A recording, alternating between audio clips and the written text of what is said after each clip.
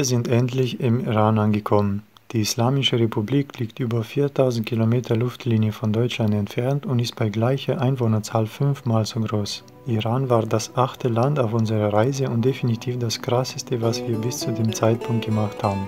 Die geplante Route war von Deutschland aus über Türkei, Iran, Zentralasien, also die Stan-Länder, in die Mongolei zu fahren und dann über Russland zurück. Soweit kamen wir nicht, aber das seht ihr gleich.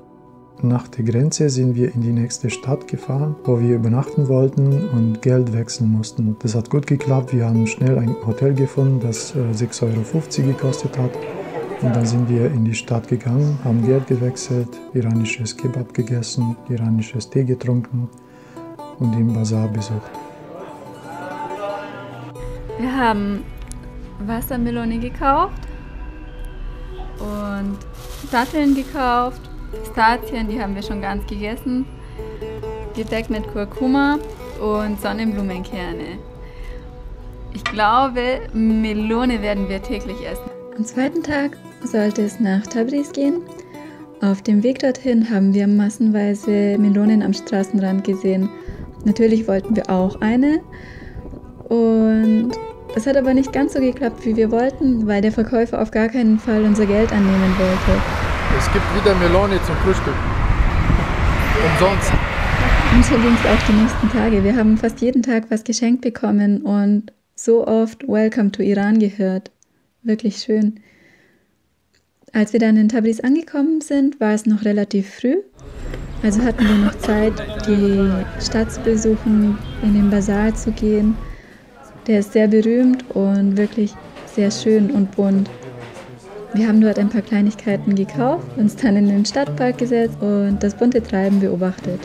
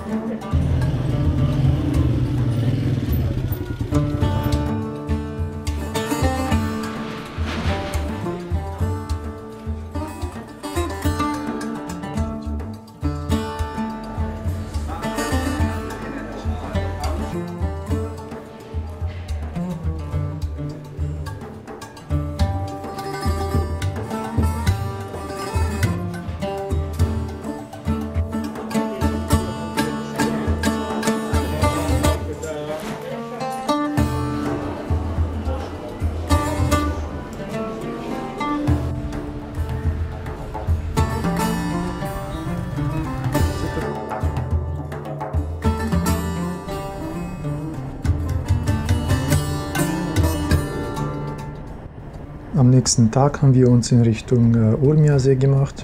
Die Straßen in Iran sind gut und man kommt gut voran. Jedoch gibt es in Ortschaften viele Speedbumpers, die einen ziemlich nerven können.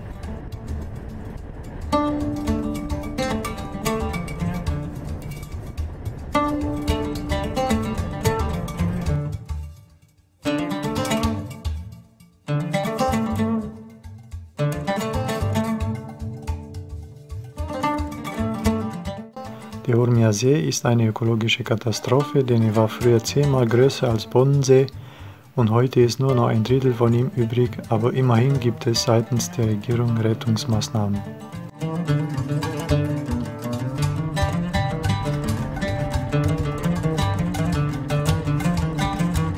Auf der Brücke, die den See in der Mitte teilt, dürfen wir fahren ohne zu zahlen, jedoch wurden wir später von der Polizei angehalten. Die wollten aber nur unsere Pässe sehen, wo wir herkommen und so weiter.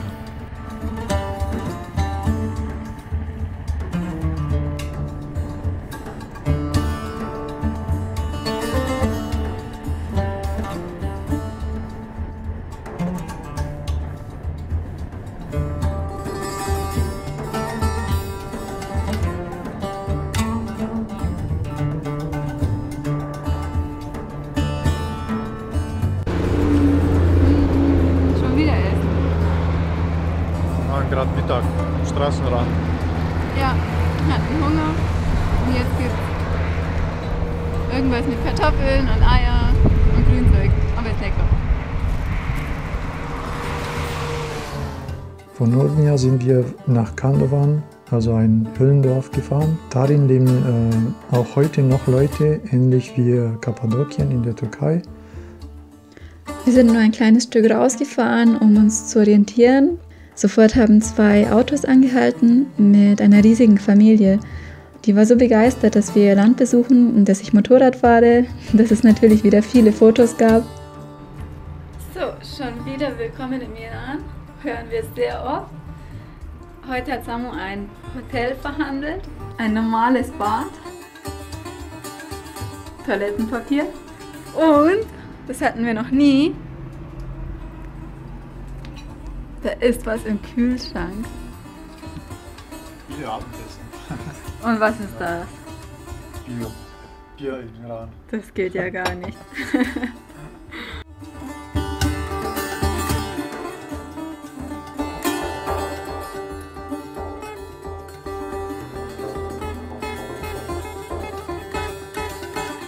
Am nächsten Tag gab es wieder leckere Melone und wir wurden mal wieder zum Chai eingeladen.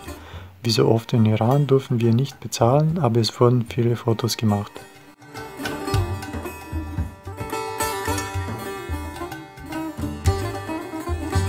Keine halbe Stunde später machte ich dieses Bild. Das war das letzte Bild vor dem Unfall. Ein paar Minuten später ist der Unfall passiert. Ich fuhr auf eine Kreuzung zu, sah die rote Ampel zu spät und habe dann eine Vollbremsung gemacht. Susi, die hinter mir fuhr, dachte, dass ich rüberfahre und hat nicht damit gerechnet, dass ich doch noch bremse und ist in meinen linken Koffer reingefahren. Alles ging sehr schnell, das Motorrad lag am Boden, ich lag am Boden und mein Bein war gebrochen. Keine 5 Minuten später war ich schon im Krankenhaus. Nach der Röntgenaufnahme war klar, dass beide Knochen, also Schienbein und Wadenbein, gebrochen sind und ich operiert werden muss. Gleich am Anfang haben uns sofort Leute geholfen. Jemand hat Samu mit ins Auto genommen. Mir haben Leute geholfen, alles aufzuheben, die Motorräder aufzuheben und haben das Motorrad ins Krankenhaus gefahren und ich konnte hinterherfahren. Im Krankenhaus war ein Mann, der uns unbedingt helfen wollte, aber leider kein Englisch konnte. Aber anscheinend kannte er jemanden aus Deutschland, den er angerufen hat, der mir stetig übersetzt hat, dass Mr. Shirazi, also dieser Mann, sich um alles kümmert und wir sollen uns keine Sorgen machen. Ich wurde am 2. Tag operiert und bekam eine Schiene mit vielen Schrauben. Ich war insgesamt 3 Tage im Krankenhaus, dann musste ich das Krankenhaus verlassen. Mr. Shirazi, der uns sehr geholfen hat, organisierte alles so, dass ich bei ihm zu Hause bleiben konnte, bis es mir besser ginge. Ich bekam viele Besucher im Krankenhaus von Mr. Shirazis Familie, aber auch von fremden Leuten.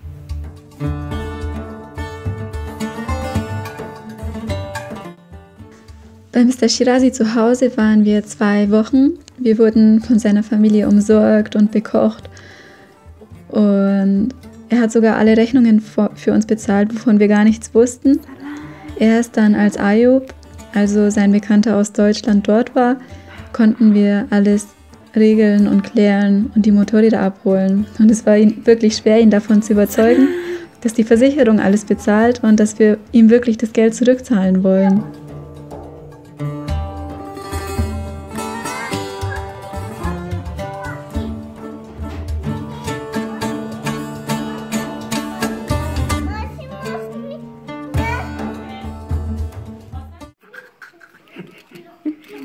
Mr. Shirazi, Doktor, and Samuel. Uff. Okay? Warum bist du im Bett? Quatsch. Cheers! تخمه آفتاب کردن این آجیل پسته بادام تخمه قند و نخود این کشمش نخود گردو اوکی این ساموئل یاسین Samu.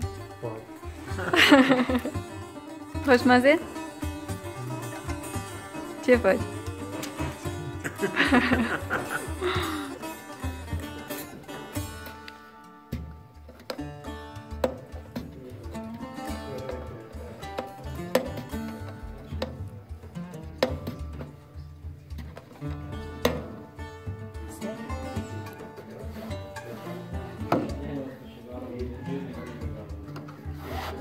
Weil es mir nicht besser ging nach 2 Wochen und ich noch Thrombose bekam, haben wir beschlossen, dass wir noch am gleichen Abend heimfliegen.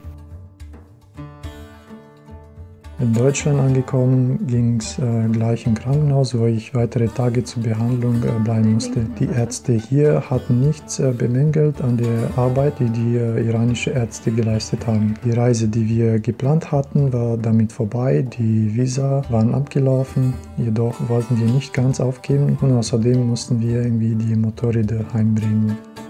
Wie ihr seht, haben wir viel zu erzählen. Deswegen müssen wir das Iran-Video in 2 teilen. Im 2. Teil seht ihr dann, wie wir zurückfliegen, die Motorräder abholen und was wir sonst alles noch im Iran erlebt haben. Wenn ihr auch die anderen Videos noch sehen möchtet, könnt ihr gerne auf unserem Kanal schauen. Und wenn ihr die nächsten nicht verpassen wollt, abonniert doch gerne unseren Kanal.